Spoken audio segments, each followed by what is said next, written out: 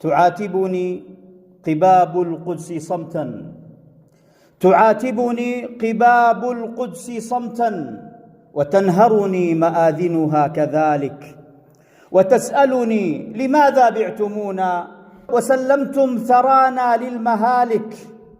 قلت ودمعي المنساب يجري رويدك، فالقضية غير ذلك، عتابك وارد ولديك حق، وكذلك ألف حق في سؤالك، لكن الإجابة إن تريدي لدى الرؤساء وحكام الممالك، كبيعة سارق باعوك سرا بليل مظلم الأرجاء حالك، وحسبي أنني فرد ضعيف بلا حول وحالي مثل حالك.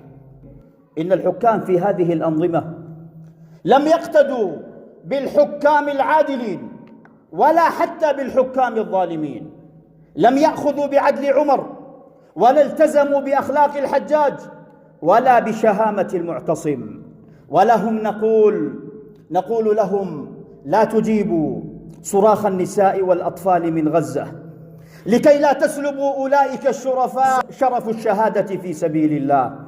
بوسوا بعضكم، زوروا بعضكم، قولوا سافر الحاكم أو عاد، رزق الحاكم أولاد، ركب الحاكم طيارة، وارتشفوا قالا وقيلا، واتركوا الأمة لمولاها فما أعظم بلواها، كلما فرت من الباغي تراكم صرتم عنه وكيلا.